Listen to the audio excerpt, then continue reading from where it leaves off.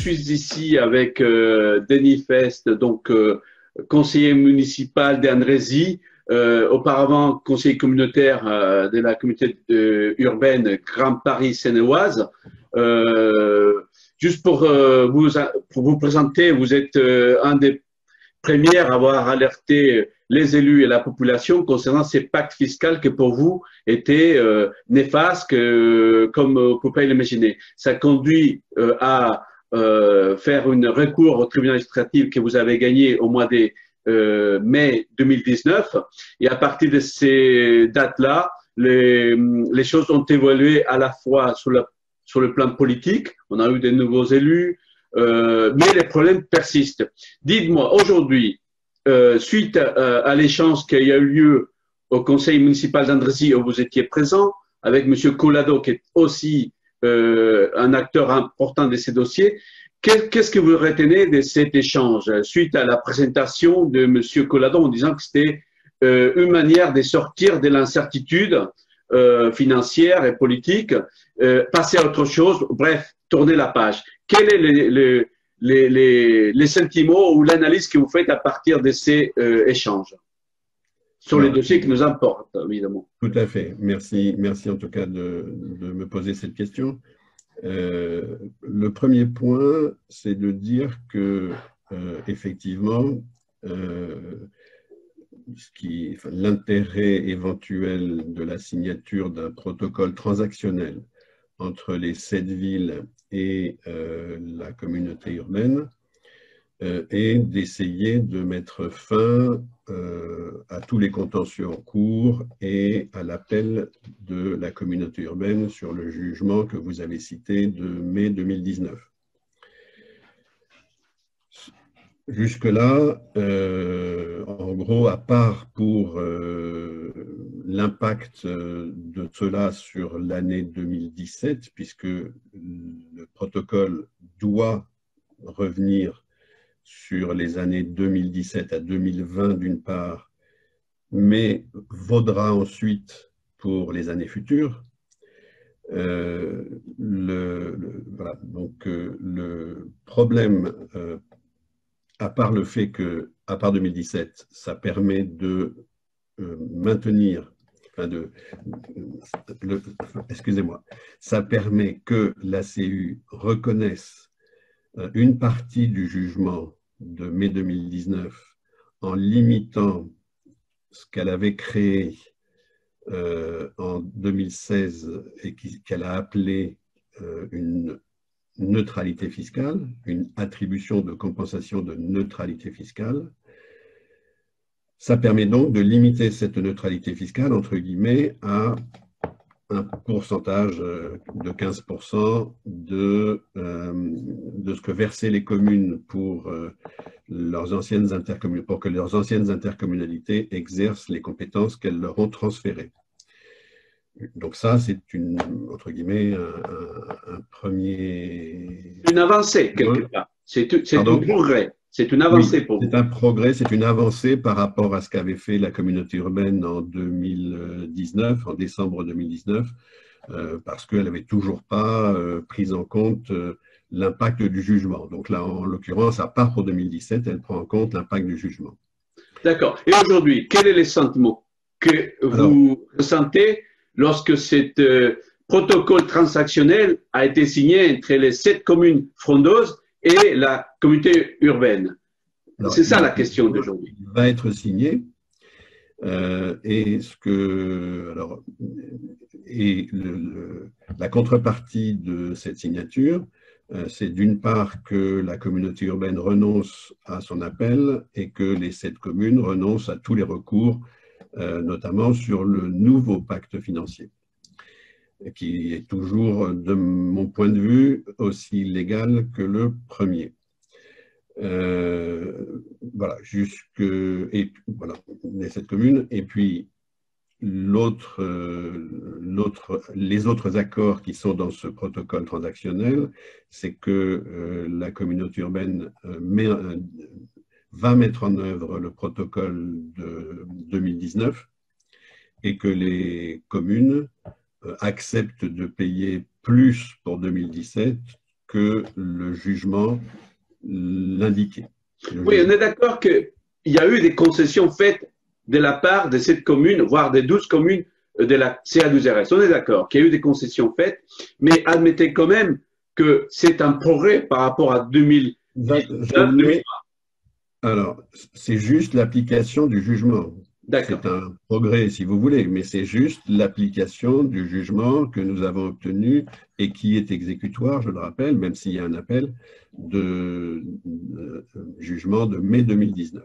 D'accord. Bon, maintenant. Après, voilà. Donc, OK, on est à plus ou moins 15%. Mais la réalité, il faut regarder quel est l'impact réel de l'application de ce protocole de 2019, que les 7 communes avaient aussi attaqué et dont, si le protocole était validé par le tribunal administratif, serait définitif, entre guillemets. Oui. Alors, plusieurs choses. D'abord, l'accord sur l'effort que consentent les 12 communes, en l'occurrence, sur le montant de ce qu'ils vont verser en 2019 est contraire au jugement. Ça, c'est le premier point. Donc oui, ils font un effort, mais en validant une délibération qui est illégale. Ça, c'est le premier point. Le deuxième point, c'est que en validant le protocole en validant le protocole financier général de 2019, le nouveau, qui contient toujours, entre guillemets, le même calcul de neutralité fiscale qu'avant, qui, lui, n'a pas d'existence juridique dans le code, crée deux choses. Un traitement encore plus inéquitable entre les 73 communes. D'ailleurs, c'est repris dans le communiqué de M. Cognier en amont ou en aval du Conseil communautaire d'hier soir, dans la mesure où il exonère d'efforts, entre guillemets, 31 communes, Oui. et qui sont les 31 communes les plus riches, en tout cas celles qui avaient un retour d'argent de leur ancienne interco très important. Et je peux citer Poissy, Aubergenville, Conflans, Porcheville notamment. Comme ça, il y en a pour tout le monde. Donc, elle exonère ces communes les plus riches d'un partage, d'un effort, d'une solidarité. Elle, entre guillemets, écrète à 15%, et ça, c'est le jugement, les 12 communes de l'ex-CA2RS, mais en les pénalisant plutôt, et elle écrète 30 communes, et là, c'est plutôt des petites communes rurales, qui vont devoir rembourser de l'argent à 15%, mais là, en les favorisant. Le pourcentage des plus ou moins 15% est favorable pour les 30 et entre guillemets défavorable pour les 12 communes de l'ex-CA2RS. Donc, si je comprends bien, vous n'êtes pas encore satisfait par rapport à ce qu'on aurait pu obtenir.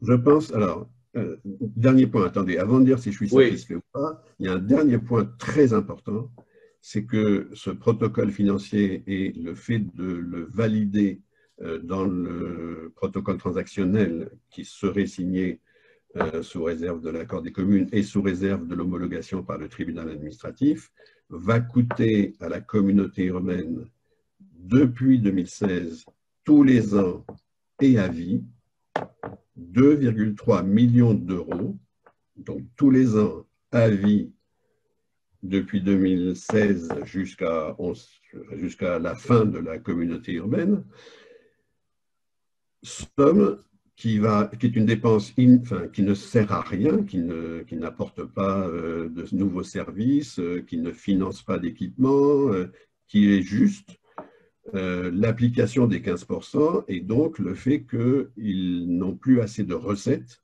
pour verser aux 31 communes favorisées, les plus riches, dont je parlais tout à l'heure, la neutralité fiscale qu'ils veulent imposer, qu'ils veulent conserver à tout prix. Or, cette neutralité fiscale n'a pas d'existence juridique, n'est pas conforme au code. Donc, quand on sait quel est l'état des finances de la communauté urbaine et que les discussions en cours au niveau de la communauté urbaine comprennent éventuellement une hausse des impôts, une création d'une taxe foncière au niveau de la communauté urbaine. Si c'est pour financer en partie ces 2,3 millions annuels de dépenses qui n'ont pas de sens légal et qui n'apportent rien à personne, entre guillemets, voilà, cet accord n'est pas le bon accord qu'il faudrait. Donc oui, c'est une avancée, oui, il faut un accord, mais s'il faut un accord, moi, ce que je propose, c'est qu'il faut en trouver un autre accord. Donc, vous n'êtes pas satisfait de tout, vous n'êtes pas satisfait. D'accord. Non, non. Alors, donc, ce que je voulais aussi mettre en avant dans cet échange, c'est que quand même, au-delà de ces points techniques, ça permet de clarifier, ça permet aussi d'avancer sur les dossiers qui sont beaucoup plus, j'allais dire, terre à terre. Comment gérer les services à la population, les ordures ménagères, par exemple, comment gérer les problèmes des transports, comment gérer l'arrivée des halls, comment gérer les problèmes d'habitat. Bref, j'ai l'impression, mais vous allez peut-être m'éclairer, qu'on tourne la page et on voit d'une manière positive ces territoires qui est vaste, mais qui a aussi besoin des contenus pour un projet des territoires qui manque depuis sa création. Vous pensez quoi de cette affirmation qui vient de la part de certains des acteurs de ces dossiers? Alors, moi, je suis tout à fait d'accord pour dire que, et d'ailleurs, je l'avais fait dès 2016, j'avais proposé plusieurs solutions permettant de solutionner ce problème de fausse neutralité fiscale qui n'a jamais été appliqué. Donc, depuis 2016, nous proposons des solutions. En 2018, nous avions travaillé avec l'exécutif de la communauté urbaine pour essayer d'équilibrer, de trouver une solution, et la communauté urbaine, alors que c'est elle qui l'avait instauré, a refusé de mettre en œuvre les propositions qui étaient issues de ce travail. Et c'est la communauté urbaine, entre guillemets, qui a toujours refusé d'avancer, de reconnaître… On est d'accord qu'il y a eu des torts. Donc, oui, il faut tourner la page et avancer. Donc oui, il faut trouver un accord. Mais il faut trouver un accord qui soit équitable pour tout le monde, donc pour toutes les communes, qu'il n'y ait pas 31 communes qui soient exonérées de cet effort. Il faut trouver un accord qui soit limité dans le temps, comme le prévoit la loi, c'est-à-dire que la loi, entre guillemets, quand il y a une fusion d'intercommunalités, dit, comme les intercommunalités qui fusionnent n'ont jamais le même impôt, les mêmes compétences, les mêmes éléments. Oui, bien sûr, au début, certaines vont payer plus que d'autres, mais au bout de 12 ans, l'objectif de la loi et de la Constitution qui dit qu'il faut une équité devant l'impôt, c'est qu'au bout de 12 ans maximum, tous les contribuables de GPSO soient traités de la même manière. Donc, moi, j'ai tendance à dire 2-3 choses. Un, il faut arrêter de vouloir conserver cette fausse neutralité fiscale. 2, il faut faire participer à l'effort les 73 communes à due proportion de leur capacité financière, point. Et 3, il faut que cet effort de chacun soit limité dans le temps, comme si nous avions, comme je l'avais proposé, fait une convergence des taux. Alors, on ne peut plus le faire maintenant, mais en gros, l'objectif, c'est ça. Et si on trouve un accord, à la limite unanime, sur ces éléments-là, alors on aura tourné la page et tout le monde aura participé à sa juste part à cet effort pour que tout soit derrière nous et que la communauté urbaine finance effectivement les compétences pour lesquelles elle a été mise en œuvre, donc le traitement des ordures ménagères, les grands projets éoles et autres, sans oublier la rive droite. Andrézy est sur la rive droite comme Triel, et donc je pense qu'il est important d'équilibrer aussi la rive gauche et la rive droite, mais ce n'est pas en dépensant pour rien tous les ans 2,3 millions avec cet accord bancal que ça va solutionner le financement de ses compétences. Donc c'est pour D'accord. ça que je propose un accord beaucoup plus équitable et beaucoup plus conforme au droit, sauf que à ce jour, l'exécutif de la communauté urbaine, que ce soit l'ancien, à la limite comme celui d'aujourd'hui, est arc-bouté sur sa fausse neutralité fiscale. D'accord. Mais semble-t-il, c'est un dossier hyper complexe, donc je ne vais pas trancher là-dessus.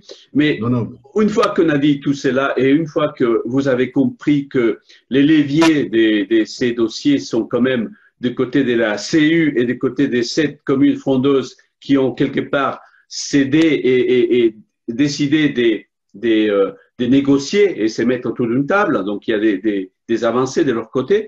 Donc aujourd'hui, on est, pour moi, dans un moment où on va passer à autre chose. Quand je dis on, c'est les élus qui sont au pouvoir actuellement, mais vous, que vous n'avez plus la possibilité d'agir en tant que tel, en tant que conseiller communautaire, qu'est-ce que vous comptez faire maintenant? Parce que la situation, j'allais dire, va être claire. Tout le monde va signer, a priori. La ville de Vernouillet a signé, la ville d'Andrézy a adopté. Pardon? Les 7 villes vont signer, enfin, je le Les pense. 7 villes vont signer. Et donc, quelque part, vous allez, j'allais dire, être dans l'impossibilité d'agir comme auparavant. Quelle va être votre réaction, j'allais dire, sur ces dossiers maintenant? Alors, comme vous le savez, les élus ou les contribuables ou les particuliers d'ailleurs, tous les particuliers peuvent réagir auprès de l'exécutif de leur commune d'une part ou de la communauté urbaine d'autre part, afin de demander le retrait d'une délibération ou de demander, sous réserve qu'il y ait des arguments, hein, le retrait d'une délibération. Voilà, donc il y a un délai relativement important. Je n'ai pas dit qu'aujourd'hui cela a été décidé, mais tout habitant de la communauté urbaine, s'il trouve que cet accord lèse ses intérêts, alors il peut réagir en faisant un recours gracieux dans un premier temps auprès de l'autorité qui a pris cette décision. Voilà, je ne sais pas encore si cela va être mis en œuvre, mais c'est une possibilité que n'importe qui, moi en tant que conseiller municipal, mais aussi n'importe quel habitant de la communauté urbaine, s'il trouve qu'il est lésé par cet accord, peut intervenir. Ça, c'est le premier point. Le deuxième point, comme vous le savez, que ce soit le président Cognier ou les 7 maires, dans l'accord, prévoit que cet accord transactionnel soit homologué par le tribunal administratif. Tribunal administratif qui a déjà jugé que certains points de l'accord sont illégaux et qui avait aussi un certain nombre d'arguments sur le fait que la neutralité fiscale était elle-même aussi illégale, entre guillemets. Donc c'est le même tribunal administratif qui a produit ce jugement qui aura à homologuer le protocole transactionnel. On peut penser que, d'ailleurs, ça s'est ressenti hier soir au Conseil communautaire et c'est écrit dans la délibération, notamment sur l'effort qu'ont fait les 7 communes sur le paiement indu, entre guillemets, de l'année 2017. La délibération qui permettrait aux 12 communes, enfin aux 7 communes requérantes et notamment aux 12 communes de l'ex-CA2RS, de payer plus que le jugement ne l'autorise, est forcément illégal. Donc la question c'est est-ce que même si aucun habitant, moi-même ou d'autres, ne font pas de recours gracieux ou contentieux sur ces décisions, reste que le tribunal qui a produit ce jugement, je le vois mal autoriser le paiement de 2017. Et c'est pour ça que je vous disais que ça s'est retrouvé dans la délibération en question, puisque le paiement de 2017 est tout à fait conditionnel. D'accord. Dans la délibération. Donc ça, c'est un point fragile sur le plan juridique qu'on va voir plus tard. Donc, je traduis pour nos lecteurs et internautes. Vous interdisez pas un recours à un moment donné. C'est ce que je Oui, tout à fait. comprends. C'est Voilà. ça. Bon, de tout ça, est-ce que je voulais peut-être conclure avec une question? Quel gâchis? Quel gâchis quand même, hein. Depuis 2015 que cette communauté urbaine avait démarré, on a passé des heures, un, à la contester, et puis deux, à mettre en œuvre des fondations qui n'ont pas été vraiment bien consolidées, voire solides du tout. Quelle est votre conclusion par rapport à ces dossiers quand même épineux, certes, mais qui montrent bien que depuis le départ, c'est une communauté urbaine mal partie, mal Je créée. souscris à ce que vous êtes en train de dire. En fait, les alertes sur voilà, les échanges financiers entre les uns et les autres ont été complexifiés dès le départ. Que ce soit Pascal Collado, le maire de Vernouillet, ou moi-même, nous avons alerté, même avant la mise en œuvre première depuis 2016, nous avons alerté, nous avons proposé de négocier, nous avons proposé effectivement d'avoir de la solidarité, et nous n'avons jamais été entendus, en tout cas par l'exécutif de l'époque, donc l'exécutif de 2016 à 2020. Et même l'exécutif précédent, donc, a même continué à mettre en œuvre des délibérations non conformes au jugement a posteriori. Donc ça, c'est le premier point.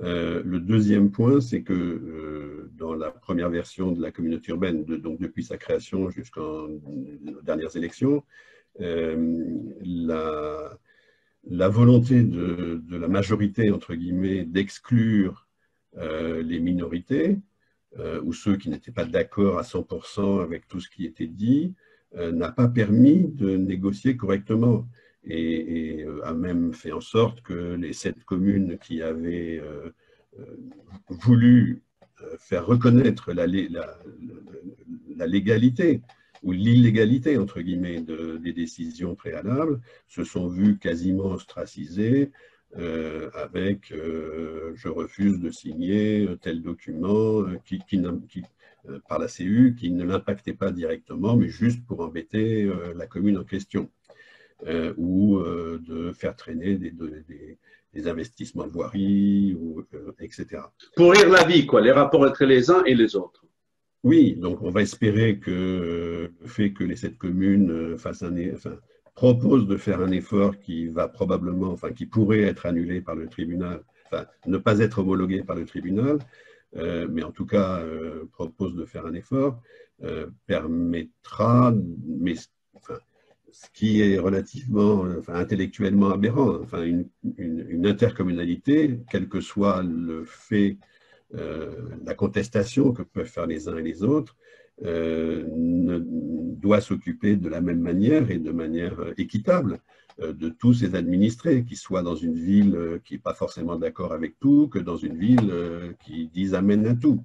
Voilà, donc c'est aussi en cela qu'il est très compliqué on va dire, d'adhérer à cette communauté urbaine qui a eu aussi des gros problèmes, hein.